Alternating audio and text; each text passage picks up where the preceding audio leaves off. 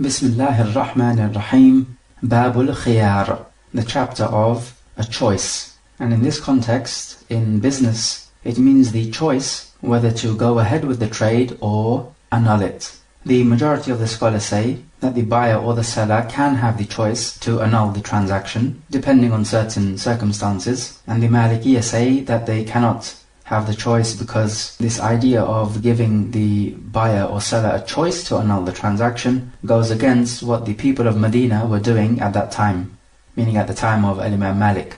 However, we say that the ahadith are more worthy to be followed. As for this choice, then we can divide it up into different categories. We'll move on to that in just a while, but firstly, let us deal with the hadith 703, which talks about cancelling the sales contract. وعن أبي هريرة رضي الله عنه قال قال رسول الله صلى الله عليه وسلم من أقال مسلما بيعته أقال الله عثرته رواه أبو داود وابن ماجه وصححه ابن حبان والحاكم. From Abu Hurairah, the Prophet said, whoever cancels the trade he has made with another Muslim, then Allah will cancel his faults and mistakes which he has made. When you conclude a sales contract, the contract is binding, which means to say you do not have the right to simply annul the contract if you have bought and sold the item and you have left each other from the place in which the contract was made, and you did not stipulate that the buyer, for example, will have, let's say, a week to decide whether to go ahead with the trade or not, so he'll have a week to test out the item. So if no condition of this sort has been made, and there's nothing wrong with the item, and there's nothing to justify the buyer or the seller having a choice to annul the transaction, so if even after all this, the buyer still wants to annul the transaction because he regrets what he bought, even though he does not have the right to annul the transaction because the trade transaction is binding. However, we could have a situation in which the buyer regrets that he bought this item. And so even though he does not have the right in the Sharia to annul the transaction, but he still comes to the seller and he's regretting what he did, and he asks the seller to be kind to him and to give him his money back, and he'll give the product back. So this hadith is saying here that whoever accepts this from the buyer and he gives him his money back or he annuls the trade, then Allah will annul the faults of this seller, meaning all the things which he has done wrong. And this is where your reward is of the same type as your actions which you perform, because here the seller had mercy on the buyer, and so in return Allah will have mercy on the seller. The hadith says, whoever cancels the trade contract of a Muslim. So what about the trade contract of a dhimmi? We say yes, the same ruling applies. And the Prophet mentioned the word Muslim, and that is because he's talking about what would most often happen. A key question we need to ask ourselves is that when you cancel this trade contract, is this deemed to be a new trade contract in which a new buying and selling is occurring, or is it deemed to be an annulment of the first trade contract? And there is a difference. Because if we say that this annulment is counted as a second trade, then all the conditions of a trade would have to apply. But if we say that it is simply an annulment of the first trade, then the conditions of a trade do not apply. So in answer to this, we say that when you cancel a trade, it is regarded as an annulment of the first trade. It is not regarded as a separate trade.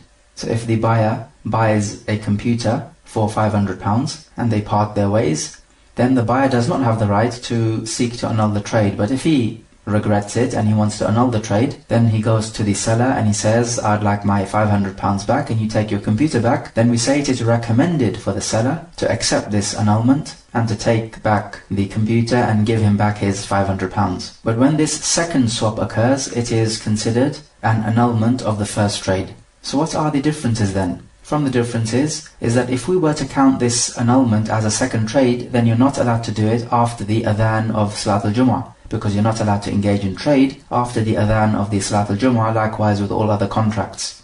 If it is the annulment of the first trade, then you are allowed to do it after the adhan of Salat al-Jumu'ah, because it is not deemed to be a trade.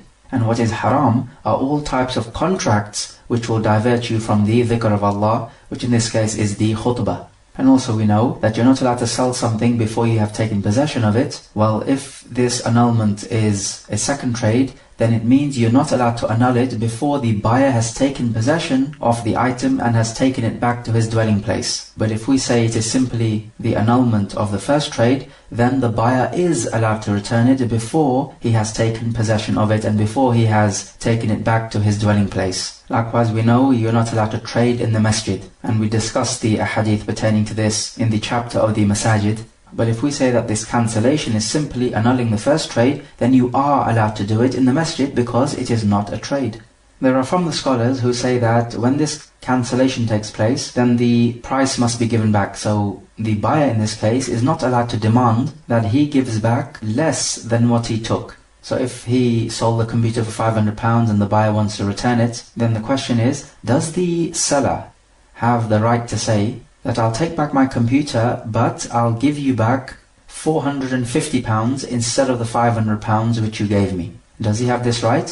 Some scholars say no, he doesn't have this right. He has to give back exactly the same amount of money which he took. Imam Ahmad says that he's not allowed to do this because it resembles the bay'ul 'ina, and this is where the seller would profit at the expense of the buyer. So bay'ul 'ina would be that the seller would sell the computer for £600 to the buyer on credit, so the buyer pays back in, let's say, 6 months. And then the seller would buy back the computer for £500 from the buyer in cash, paid right now. And then after 6 months elapses, the buyer owes the seller £600, which is the first contract. So what's happened here is that the seller effectively has given £500 on the condition that he will receive £600 6 months later. Of course, that is riba. And this is called bay'ul 'ina because the buyer is not actually after the computer, he's after the 'ina, which is the cash. And so it's like the buyer is borrowing £500 to pay back £600 6 months later. Of course, that's riba. And so Imam Ahmad says that this contract now resembles the bay'ul 'ina. If the seller says, I'll give you back your computer, but it will be on the condition that you have to give me £100 to conclude this cancellation. So clearly now the seller is profiting from the buyer. However, we say the correct opinion is that the seller is within his right to demand some money back, because it is not very likely in a case like this that they are trying to get around riba. And bay'ul 'ina clearly is a little deviant strategy to justify riba. But here in this case, nobody has the intention to justify riba.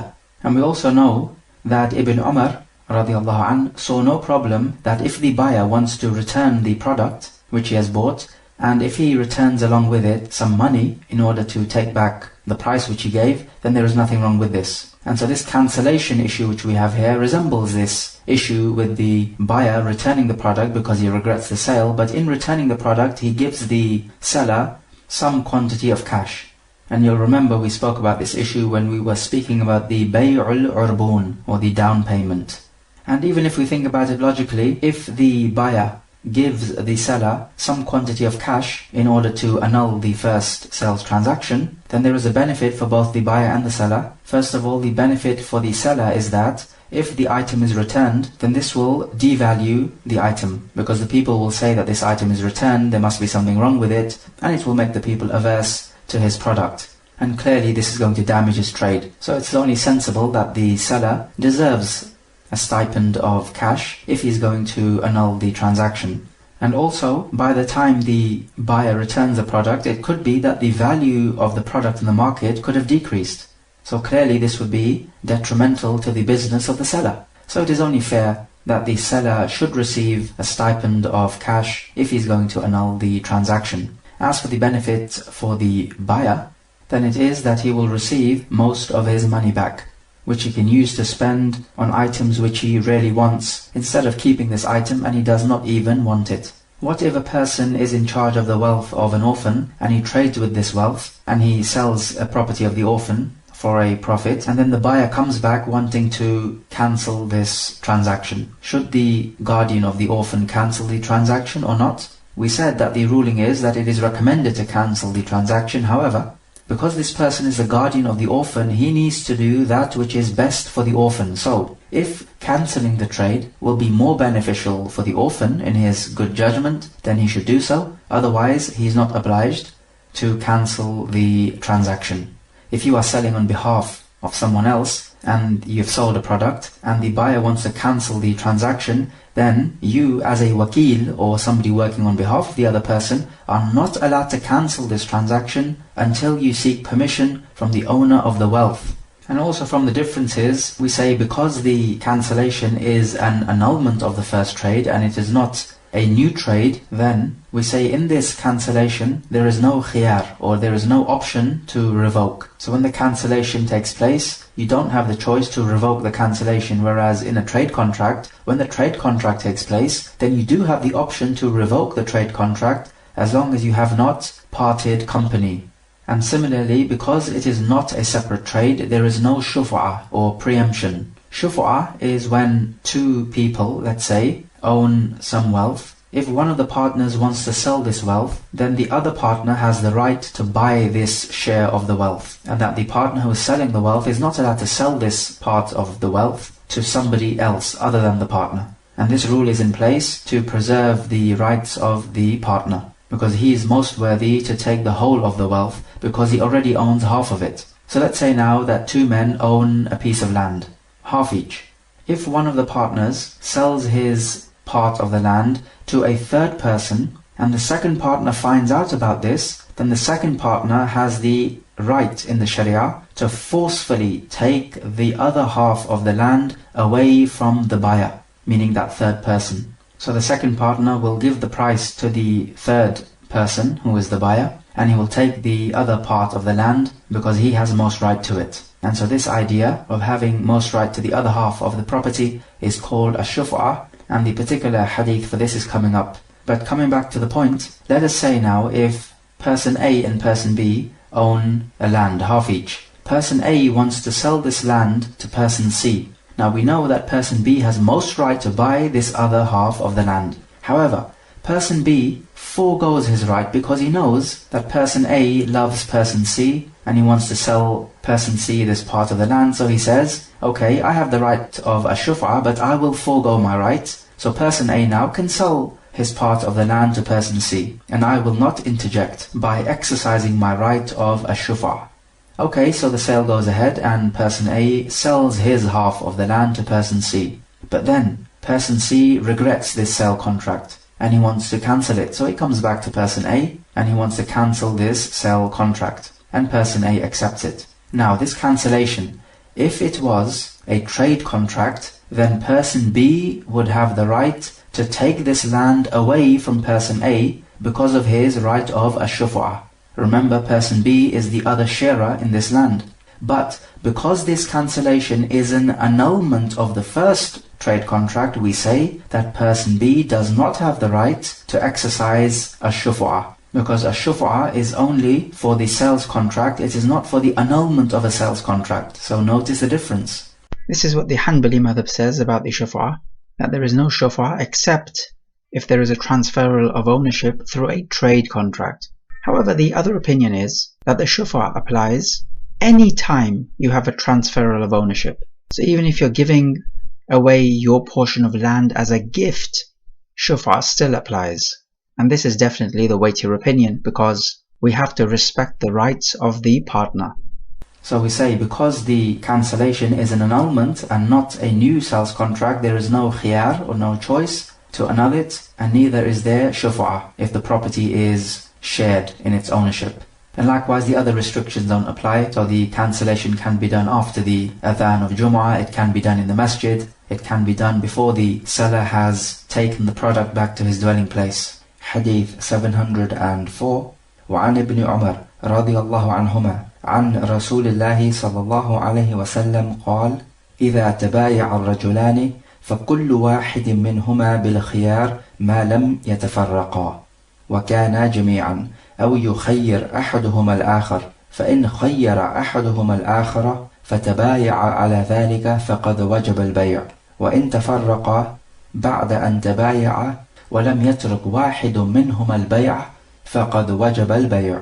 متفق عليه واللفظ لمسلم. From Ibn Umar, the Prophet said, when two men contract a business deal and each of them are with each other, then each of them has the choice to annul the trade contract as long as they have not split up, meaning from the place in which they are conducting the dealing, and they are together.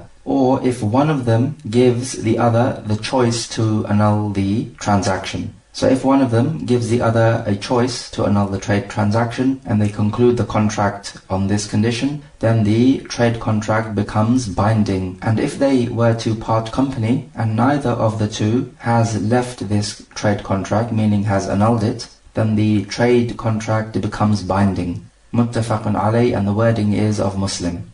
Hadith 705. وعن عمرو بن شعيب عن أبيه عن جده رضي الله عنهم أن النبي صلى الله عليه وسلم قال: البائع والمبتاع بالخيار حتى يتفرقا إلا أن تكون صفقة خيار ولا يحل له أن يفارقه خشية أن يستقيله. رواه الخمسة إلا ابن ماجه، ورواه الدارقطني وابن خزيمة وابن الجارود، وفي رواية حتى يتفرق عن مكانهما. From the grandfather of Amr, that the Prophet said that the seller and the buyer have a choice to annul the contract until they depart each other, except if it is a contract in which they both agree that none of them will have the khiyar al-majlis, or the option to annul the contract before they have left each other. And he says it is not halal or lawful for one of them to intentionally leave his partner out of fear that his partner will cancel the contract. And in a wording it says that they are both eligible to have the choice to annul the contract until they leave their place, meaning their physical place. The hadith is sahih. We said before that al-khiyar means a choice, so it is a choice whether to go on with the trade contract or to annul it. And so if it is annulled, then the buyer receives his money back and the seller receives his merchandise back. And this idea of khiyar, or a choice, is of different types. This hadith talks about two of the types. So let's go through the different types of khiyar. Type number one, khiyarul majlis, which is the choice you have to annul the trade contract as long as you're in the same place in which the product is bought and sold. So majlis normally means a place of sitting, but in this context it means the place of the trade. So this could be a shop, or it could be a room, or it could be a place in the street, just anywhere. Oftentimes we can find that buying and selling can take place without one of the parties properly thinking about the contract, and it is possible to make hasty decisions. Now the point is that a sales contract is binding, so you're not allowed to just simply annul the trade contract. Rather, you have to keep to it. And because it is binding, it could lead to people regretting the sales contract. And the Sharia recognizes this, and so it comes up with this rule that as long as the buyer and the seller are together in the place in which they bought and sold the item, they both have a choice to annul the transaction. But if they leave the place of the trade, then they do not have a choice to annul it, and the sale becomes binding. And so with this rule in place then, the sales transaction takes place with the complete contentment of the buyer and the seller. Because imagine if they did not have the choice to annul the transaction in the place of the trade, and so as soon as the trade is concluded, one of the two parties regrets the trade. And so he's still with his business partner, but yet he cannot annul the trade transaction. There will be regret, and it cannot be said that this person is completely content with the trade transaction. So in order to perfect the contentment of the buyer or the seller, Allah Jalla wa Ala has placed this rule. And it is in accordance with the Quran, where He says, إِلَّا أَن تَكُونَ تِجَارَةً عَن تَرَاضٍ مِّنْكُمْ, except if it is a trade out of mutual consent from you. So both the buyer and the seller must be totally happy with the trade. So we find then that the khiyar al-majlis is a right which both the buyer and the seller have. And because it is their right, they also have the right to drop this right.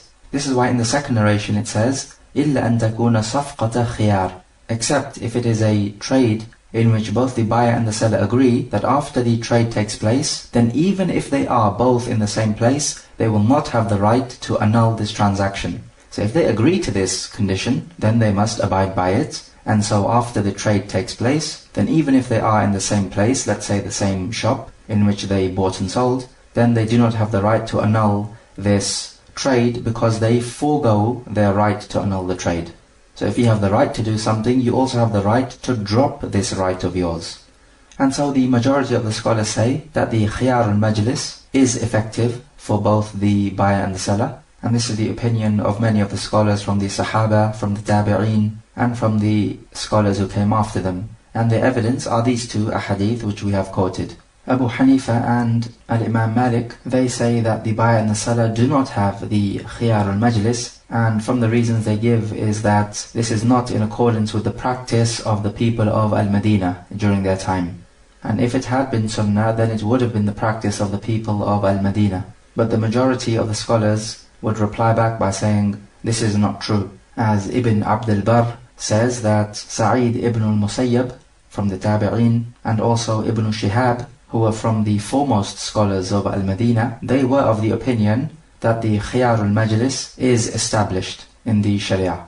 But how do these scholars interpret this hadith then, if they're going to oppose it? They say what the hadith means is not parting each other in terms of physical parting, but rather parting each other in terms of their statements. So the seller says, I sell you this item for such and such a price, and the buyer says, I accept it. So they have parted each other in terms of their statements. And so they say that the contract is now binding. Nobody is allowed to annul the contract. But as we saw in a particular wording, it says, as long as they have not left their place, meaning their physical place. So this goes against their interpretation. So now we ask ourselves, is the khiyar al-majlis only for a sales contract? We say it is for a sales contract and all those types of contracts which are of a similar nature to a sales contract. And from the examples we have as-sulh, which is a reconciliation. And this topic has its own chapter, so we should talk about it then. But just to give an example here, one person confesses that he owes the other person 100 sa' of wheat. So this is the payment which he owes the other person. And then they make a reconciliation between them that instead of paying 100 sa' of wheat, he's going to pay 100 dirham. So they make this agreement. Now this agreement is very similar to a sales contract, because in a sales contract you have a give and take situation, while here also you have a give and take situation. So just like the buyer owes the price to the seller, so in this contract of the sulh, reconciliation, this person owes the other one 100 dirham. So because this sulh is like a trade contract, we say that the khiyar al-majlis runs on this as well. So they both have the option to annul it as long as they have not left the company of each other, meaning the place in which the exchange takes place. And also from the examples, al-ijara, or a leasing contract, because when you lease something out, this is also a type of trade, but it is selling the benefits of the product and not the product itself. So when you lease out an apartment, you're not selling the apartment, rather you're selling the benefits of the apartment. In other words, to make use of this apartment. This is what you're selling and receiving money for. So khiyar al-majlis also runs on this. Likewise with as-sarf, when you exchange money for money, this is a trade as well. But with sarf, you have a separate chapter dealing with it, because it has specific rules and regulations. And the discussion of sarf is coming up in the chapter of riba. And also it runs on the bay' as-salam. Again, there is a whole chapter devoted to this, but just to give an example here, for illustration purposes, a person gives the seller some money on the condition that the seller is going to deliver some fruits to the buyer after, let's say, 1 year, when the fruits will be in harvest. So it is basically paying the money up front and receiving the goods later. So this is also a trade, and khiyar al-majlis runs on it. So they can both annul this contract as long as they have not left each other's company. However, does khiyar al-majlis run on other types of contracts? The answer is no, it does not run on those types of contracts which are not like a trade in nature. So it does not run on a rahan, or a pledge which you give. So you're buying something from the seller, and you give the seller a certain property of yours as a guarantee that you will pay him the money. And if you don't pay him the money, then this pledge can be sold, and the seller can take the price from this. Or for example, a waqf, which is an ongoing charity which you leave behind after your death. Or a hiba, which is a gift you give. Or a musaqa, which is when you own a piece of land with trees on it, and you hire somebody to water these trees, and as a payment he will receive a fixed and agreed portion of fruits. Or for example, it does not run on al-'itq, which is freeing a servant from bondage. And the reason why it does not run on all of these other types of contracts is because one of two things must apply to them, meaning to these contracts. Either they are, number one, non-binding contracts. So if a contract is non-binding, then we don't need to say that khiyar al-majlis applies to it, because a khiyar al-majlis can only apply to a binding contract. That's the whole point. Because if a contract is non-binding, you can annul it whenever you want to, because you are not bound by it. But as with a sales contract, you are bound by it. You cannot annul it whenever you want to. So this is why the Sharia gives you this flexibility of the khiyar al-majlis. So you can annul it as long as you have not left each other's company. So for example, if you have a contract of al-wakala, where you appoint somebody to do a job on your behalf. Now this person is not being paid to do this job, so he can easily revoke this contract. It is not binding upon him. So we don't need to say that the khiyar al-majlis applies to al-wakala, or an agency contract. And the second reason is that it could be a contract which is so binding that you are not allowed to annul it, not even with a khiyar al-majlis. And an example of this would be freeing a servant. If you free a servant, you're not allowed to say, oh hang on, I made a mistake, you're back as a servant of mine and you're not free anymore. Nope, you cannot do this, he is free and there's no going back. Or for example, when you give a waqf, so you dedicate a particular wealth of yours to be an ongoing charity, let's say a book you place in a library or a masjid, and so this will be an ongoing charity, the public will be able to benefit from this. So when you dedicate this book to be a waqf, you are not allowed to say, oh no, I regret what I did, I changed my mind, it is not a waqf anymore. No, this waqf is so powerfully binding that you're not allowed to change your mind. So if we look at a rahan, for example, the pledge, then this pledge is a binding contract for the buyer and it is a non-binding contract for the seller. So the buyer does not have the option to change his mind, but the seller does have the option to change his mind. So there is no khiyar al-majlis in this case, because the seller can change his mind at any time. So there's no point in us saying khiyar al-majlis, because even after they part company, the seller can still change his mind. But as for the buyer, he is never allowed to revoke. It is absolutely and powerfully binding upon him. So before they part company or after they part company, the buyer cannot take back this pledge. And the scholars also say likewise with the nikah contract, there is no khiyar al-majlis, so you cannot just annul the contract even if you're with each other. Why? Because this contract is so powerful that the khiyar al-majlis does not apply to it. Just like the freeing a servant contract and a waqf contract. So the point is that you need to notice these two reasons for which the khiyar al-majlis does not apply to certain types of contracts. So we have said that the khiyar al-majlis applies to a trade contract or anything which is similar in nature to a trade contract as long as the two parties have not left each other. But how do we decide whether they have left each other or not? We simply say the customs of the people will decide whether they have parted company or not. Because the Sharia does not give any limit. So when the Sharia does not define anything or give a particular limit, then we look to the customs of the people. And this is a general qaida or a general maxim which we must remember. So in a shop it would be until the buyer leaves the shop. Or in an open market it would be until the buyer leaves the immediate vicinity of the market. If it is just in an open ground, let's just say an open desert, then where is the limit? We would say, according to the customs, it is likely to be until they both just leave each other, meaning physically leave each other. What happens if they conduct this transaction in an aeroplane, and the aeroplane does not land for, let's say, 2 hours? So the khiyar al-majlis in this case will last for 2 hours. Then when they both leave the plane and they depart company, then the khiyar al-majlis will end. And all of this is just defined by the customs.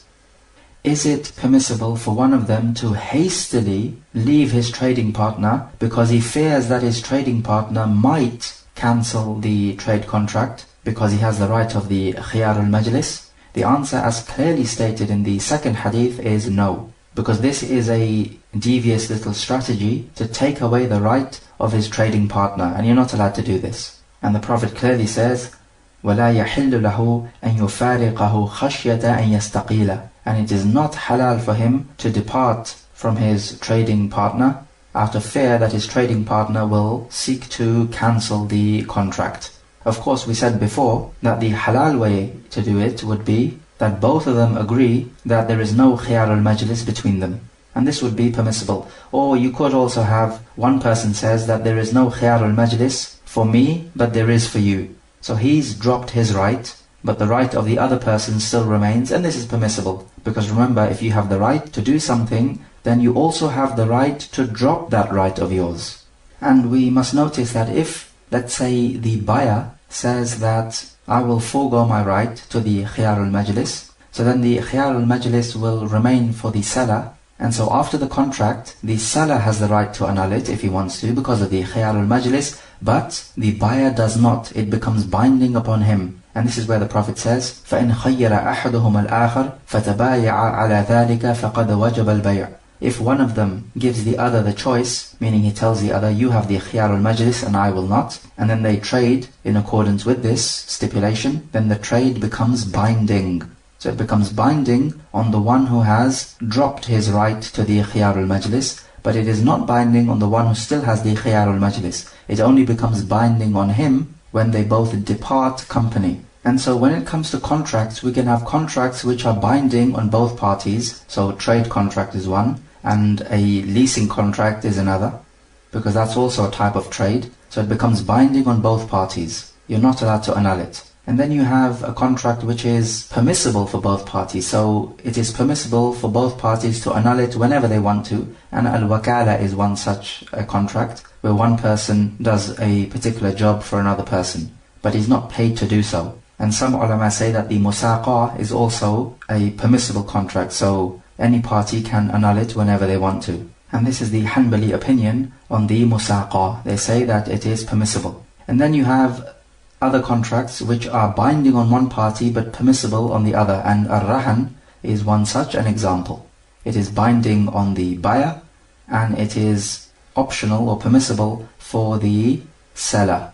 The second type of khiyar is the khiyar al-shart. So this is where one of the two parties will say that we conclude this contract, however, I will have, let's say, 7 days to decide whether I want to go ahead with the trade or not. So within 7 days, I'm allowed to revoke the contract. So if they both agree to this, then this is valid. So normally the buyer might say that I'll buy this car from you, but you must give me 3 days to test it out. And if I like it, I'll conclude the contract. And so then the sale will become binding, but I have within 3 days to annul the contract if I want to. And if the seller agrees, then this khiyar is valid.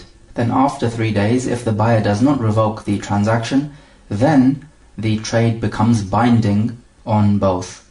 So this condition then, when can it be made? The correct opinion is that this condition can be made before the contract, during the contract, or even after the contract. For example, a person says, I'll buy this house from you, but I have 3 days within which I have the right to revoke the trade. So this is a condition now made during the contract. You could also do it before the contract. So for example, they both agree that the buyer will have 3 days to decide if he wants to buy the house, but they have not concluded the contract. So let's say 1 day later, the seller says to the buyer, I sell you this house for such and such a price, and the buyer says, yes, I agree. So here, the condition which they made 1 day ago, that the buyer will have 3 days within which to decide whether he wants to go ahead with it or revoke it, this condition is valid even though it was made before the actual contract. Or you could have this khiyar al-shart being made after the contract. So they agree that the house will be sold for a certain price, and the buyer says that I will have 3 days within which to decide. And then within these 3 days, the buyer says, I would like 6 more days. Now if they both agree to this, then this shart or condition is valid, even though it took place after the contract. So after the seller says, I sell you this house for such and such a price, and the buyer says, I agree. This is the actual contract. But the khiyar al-shart here is made after the contract. And this is permissible. It can also be made during the khiyar al-majlis. So remember that as long as the buyer and the seller are together and they have not left each other, then they each have the option to revoke the contract, even after the contract has been concluded. So during this period of time in which they are together, the buyer might say, hang on a minute, I'd like to stipulate a condition that I have 3 days within which to revoke the contract. Otherwise it becomes binding on me. So this condition now can be made during the khiyarul majlis. And we are pointing this out because some scholars say that this khiyarul shart can only be made during the actual contract itself. So you're not allowed to make it before the contract nor after the contract. However, the weighty opinion is as we have said.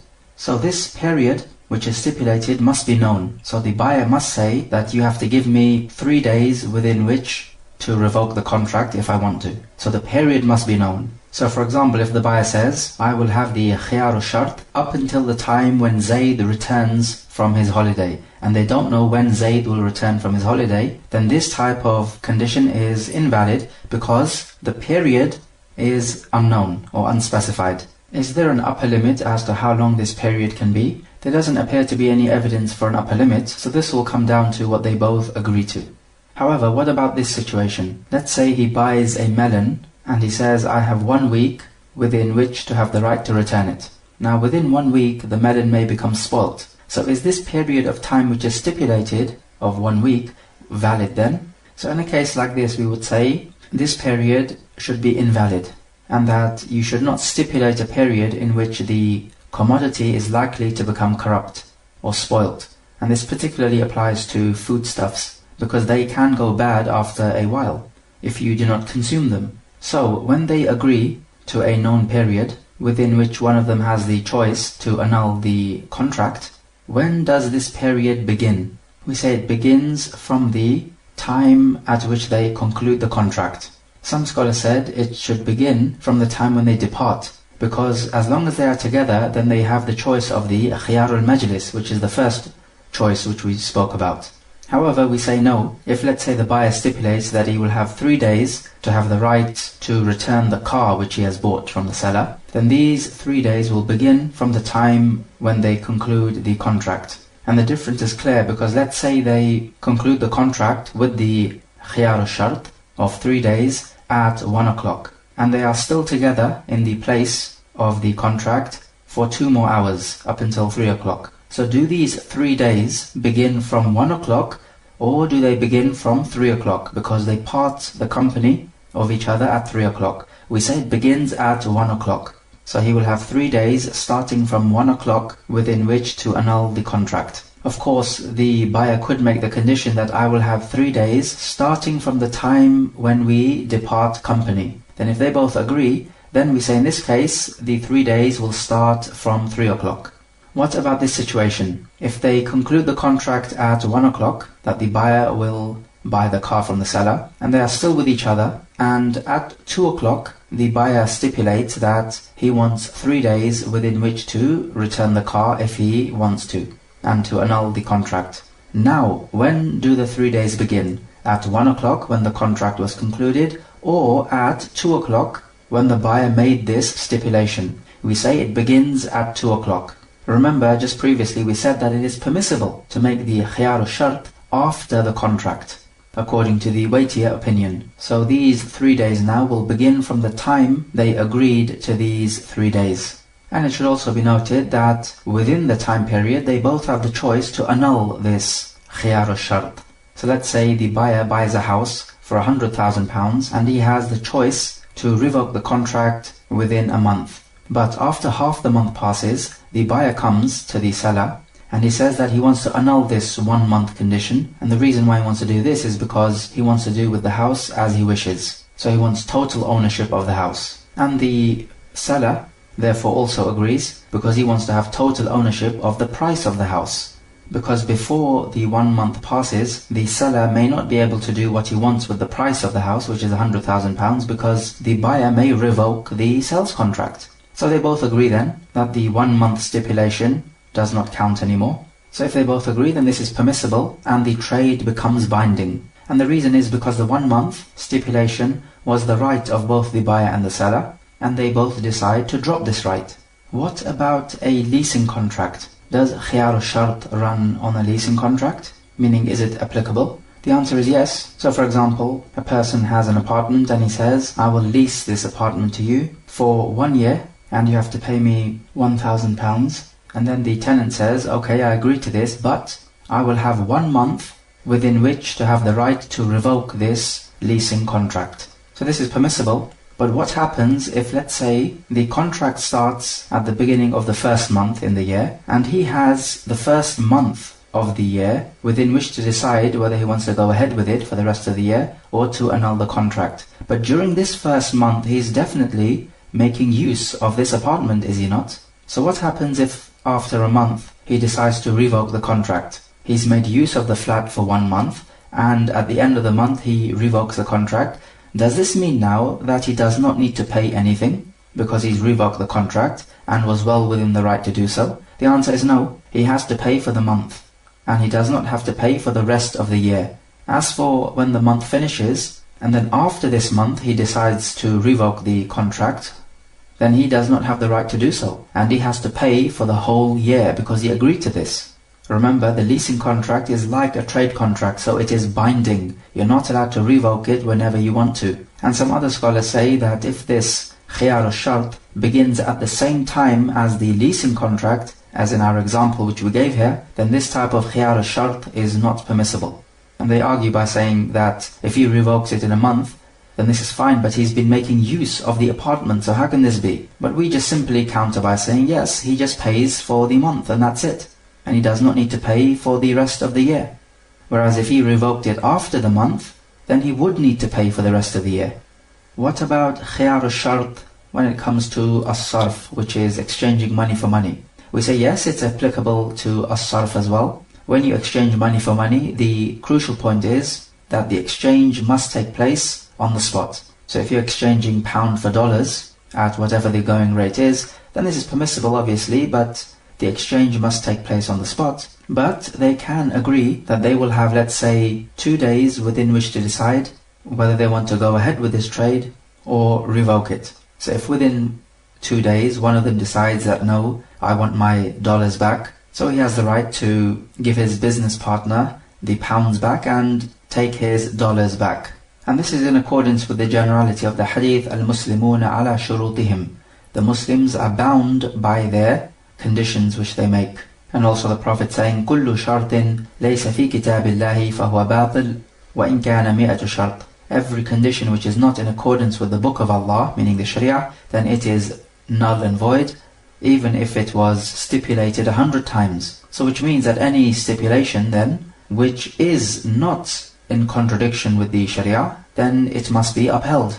Or we could also have a situation where this khiyar al-shart applies to one of the two parties and not to the other. So if they both agree to this, then this is permissible and it must be upheld, because the Muslims are bound by their conditions. So we could have a situation where the buyer has a choice to revoke the contract within, let's say, 3 days, which is agreed upon, but the seller does not. So if they both agree to this, then it is to be upheld. Sometimes we have to refer to the customs of the people in order to define a word, if there is a dispute about a word. So for example, the buyer says that I will buy this from you, and I have a choice to annul the contract up till tomorrow. What does tomorrow mean? Does it mean the next day when the markets open? Or does it mean from Salat al-Fajr? Or does it mean from sunrise? We have to look at what the customs of the merchants define tomorrow to be. Normally it is when the markets open. And we also need to note that if a person has the right to annul the contract in the khiyar al-shart, then he can annul the contract even if the other party is not happy with it, or even if the other party is not present. So the other party cannot say, no, you do not have the right to annul the contract because I did not know about it. We say no. It makes no difference whether you knew about it or not. The point is, your business partner had the right, by your consent, to annul the contract within the time period which you agreed to. And this is what he did. It makes no difference whether you're happy with his decision or not, and it makes no difference whether you know about his decision or not. And the qaida which we have is that if your contentment is not to be considered, then your knowledge is also not to be considered. And we can illustrate this using the example of divorce. A man can divorce his wife even if she is not happy with the man's decision to divorce her. And that's just the right which a man has over the woman. This basically means this, that the man can divorce his wife even without her knowing about it. Because if her contentment is not a condition for the divorce to be valid, then neither is her knowledge about the divorce. Now we ask ourselves an important question. In this period within which the buyer has the choice to annul the contract, who owns the merchandise? We say that the ownership of the merchandise during the khiyar al-majlis and the khiyar al-shart belongs to the buyer. So during these two periods of the choice, or the khiyar, meaning to say the khiyar al-majlis or the khiyar al-shart, the buyer will enjoy the benefits of the merchandise, but also if the merchandise is to be destroyed or suffers a loss, then the buyer will suffer this loss, and it will not be upon the seller, because whoever enjoys the benefits of a product must also suffer the potential losses. And we spoke about this before, the hadith al-kharaju bid-daman. The benefits come with the guarantee of loss. And we say that the sale contract is concluded from the moment they both agree to it. So the seller says, I sell you this merchandise for such and such a price, and the buyer says, yes, I accept it. At this point, the contract is concluded and we have a transferal of ownership. So the merchandise belongs to the buyer. He will enjoy the benefits of the merchandise, and he will also suffer the loss of the merchandise if the merchandise suffers a loss or is destroyed. Some scholars have said that the ownership during the khiyar al-majlis and the khiyar al-shart belongs to the seller, because before these two periods are over, the trade does not become binding, because it can be revoked, meaning to say the trade is revocable, therefore it is not binding quite as of yet. Therefore the ownership belongs to the seller. When the trade becomes binding, then the ownership belongs to the buyer. That's how they say it, but we say no, the transferal of ownership takes place from the conclusion of the trade contract, meaning to say from the time they agree to conduct this trade. And we say that we have to be fair, because in this time period, if the merchandise suffers a loss, then it will be upon the buyer, not the seller. So if the loss will be upon the buyer, then let the benefits of this merchandise also be for the buyer. So let's take an example to illustrate this point. A man buys a sheep for 100 dirham, and he stipulates a khiyar al-shart. He says, I will have 1 month within which to return the sheep if I want to return it. So only after 1 month will the trade become binding upon me. And they both agree, no problem. During this 1 month, the sheep will give off milk. Who does this milk belong to, the buyer or the seller? We say it belongs to the buyer. The benefits of the merchandise belong to the buyer. And during this month, let's say the sheep becomes fatter, and this is clearly better and will make the sheep more valuable, and the sheep will increase in its value. So this increase in the value of the sheep as it becomes fatter, who does this belong to? With the milk example, it's easy, because the milk is separate from the sheep. But in this example now, when the sheep becomes fatter, some scholars say that this increase in the value of the sheep belongs to the seller, because this benefit arising from the sheep is joined onto the sheep itself. It is not something separated from the sheep like the milk. But we say no, this increase in value of the sheep belongs to the buyer, which basically means this. He bought the sheep for 100 dirahim. After a month, the sheep becomes fatter and is now worth 110 dirahim. The buyer wants to return the sheep after a month, but the sheep is worth 110 dirahim though. We say that the buyer has the right to take 10 dirahim back from the seller, because this extra 10 dirahim, which is the increase in the value of the sheep during this month, belongs to the buyer, not to the seller. So if the buyer wants to return the sheep and wants his money back, then that's fine, they can exchange this, but the extra 10 dirahim belong to the buyer, because this increase in value occurred when the sheep was in the possession of the buyer. Whereas if we go with the other opinion, then the buyer does not deserve these extra 10 dirahim, because the sheep was in the possession of the seller. So you can see the clear difference between the two opinions. We can have another example. A person buys a servant, and he has a choice to return the servant within a month. Now within this month, this servant does some work and he earns money. Let's say he earns £1,000 during this month. This £1,000, who does it belong to? The buyer or the seller? We say it belongs to the buyer. And during this month, if the slave was to become stronger and his value increases, then if after a month the buyer wants to return the servant, as he returns the servant and takes back his price, this increase in value of the servant, who does it belong to? We say, according to the correct opinion, favored by Shaykh al-Islam Ibn Taymiyyah, it belongs to the buyer. So the buyer has the right to demand this extra value from the seller. So we say all the benefits which arise from the merchandise belong to the seller. Just in the same way, if the merchandise was to suffer a loss, then the seller would suffer the loss. And this is due to the hadith and the qa'idah in Islam, al-kharaju bid-daman. The benefits of an item come along with its potential losses. So if you're going to suffer the loss of an item, then you also must enjoy its benefits, so that the scales are balanced. What happens if the seller refuses and he says, no, this increase in value of the sheep or the servant belongs to me, and I will not give the increased value back to the buyer? We simply say, no, sorry, you don't have a choice. The Prophet said, al-kharaju bid-daman, and you will abide by this rule.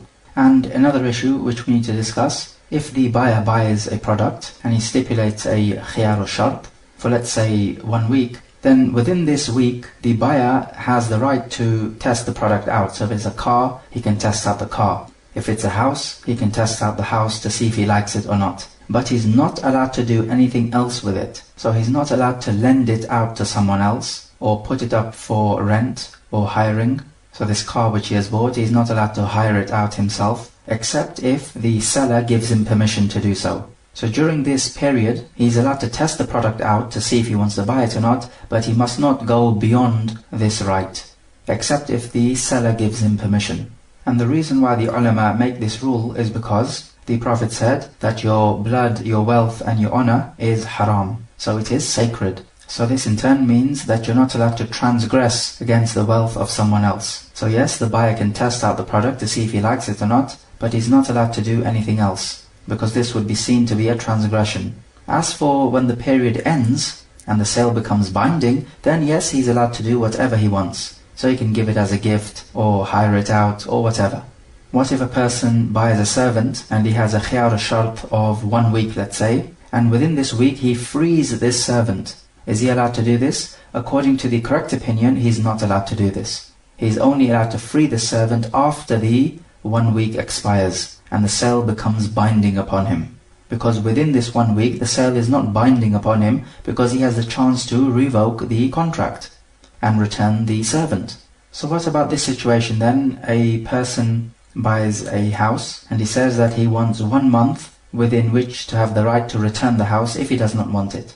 But within this 1 month, he puts this house up for rent.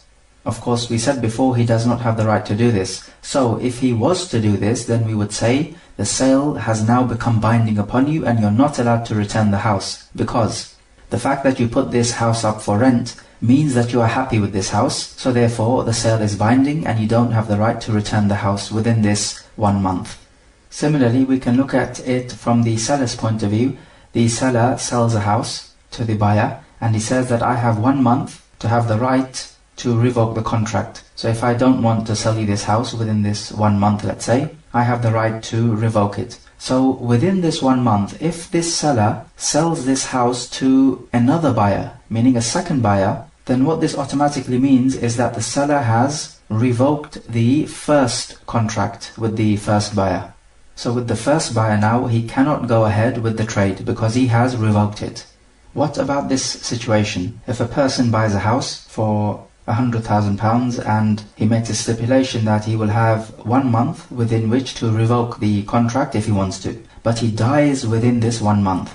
What's the ruling here? Some scholars say that the choice to revoke the contract for the buyer becomes invalid because he's dead.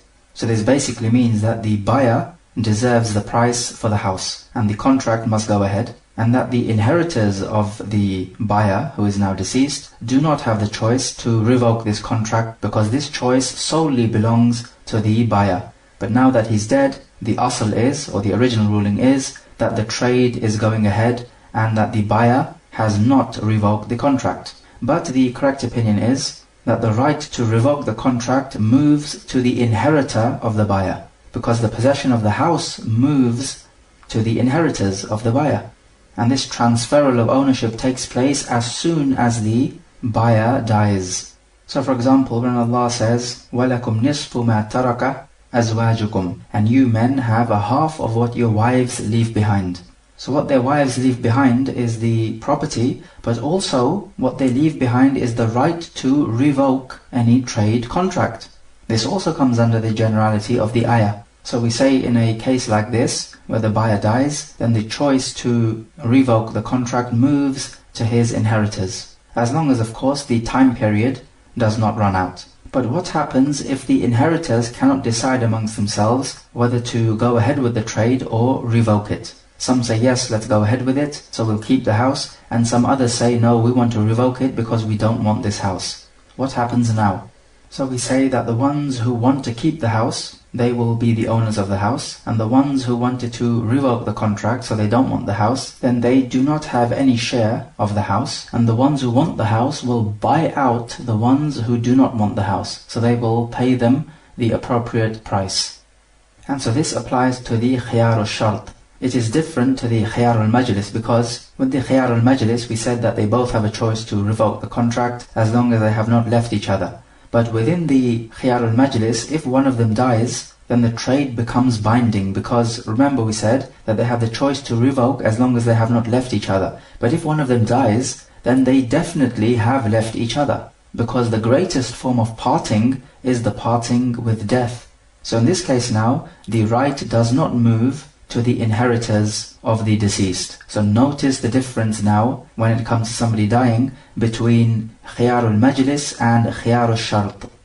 Let us take some review questions. So question number 1. In this track we have spoken about two types of khiyar or choice to annul, the khiyar al-majlis and the khiyar al-shart. Explain what both of these are. Question number 2.